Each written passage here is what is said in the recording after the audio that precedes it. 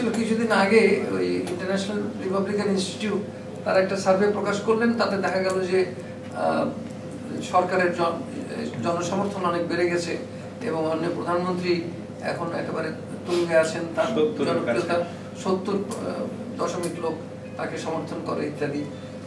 তারপরে কয়েকদিন পরে ডিআই ডেমোক্রেসি ইন্টারন্যাশনাল ওরাও আরেকটা বের করেছে।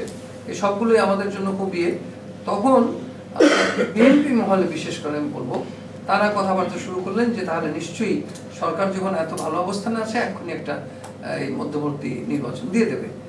এটা নিয়ে আমরা তখন আমাদের মধ্যে একটু কি বলবো হাস্যরসেরই উৎপাদন হয়েছে যে সরকারের তো কখনো জনপ্রিয়তা বাড়বে কমবে সবকিছুই হবে, কিন্তু আমরা সংবিধান মতো আমরা সবসময় বলেছি যে সাংবিধানিক উপায়ে যা হওয়ার সংবিধান যা বলবে ঠিক সেইভাবেই সরকার পরিচালিত হবে।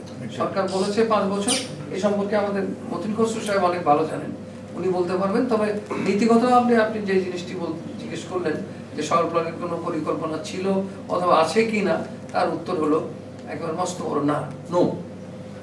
আমি একটু অ্যাড করতে চাচ্ছি, টিআইবি যে বলেন মধ্যবর্তী নির্বাচন, আমি গতকালকে না পরশুতে দেখলাম সেক্রেটারি যিনি উনি আবার হাস্যরস করছেন এই পার্লামেন্টকে নিয়ে, উনি আবার নির্বাচন দাবি করছেন। তারা কোন বলে করেন?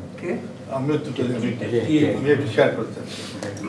আমাদের দেশের সংবিধান অনুযায়ী একটি সরকার নির্বাচিত হয় 5 বছরের জন্য, আর্টিকেল 72 সাব আর্টিকেল 3 72-3 অনুযায়ী।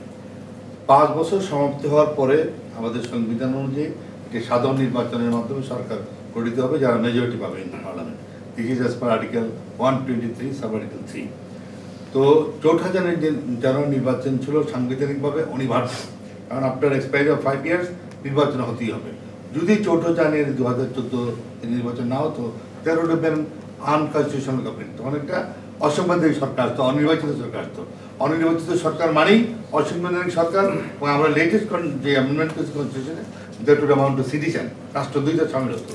এখন 4 জানুয়ারি নির্বাচন অংশগ্রহণ করার জন্য যারা আমাদের যে রাজনৈতিক দল বিএনপি সহ তাদের কনস্টিটিউশনাল অব্লিগেশন ছিল নির্বাচনে অংশগ্রহণ করা, তাদেরকে নির্বাচনে অংশগ্রহণ করতে তো কেউ বাধা দেয় নাই, তারা নিজেরা অংশগ্রহণ করে নেই। আজকে এখন পস্তাচ্ছে খারাপ।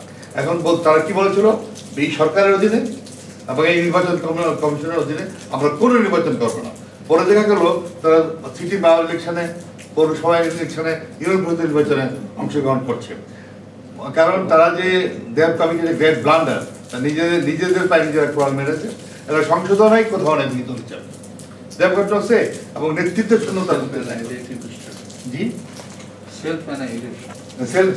সেলফ এলিয়েনেশন বলে, যে আত্মহত্যাকামী।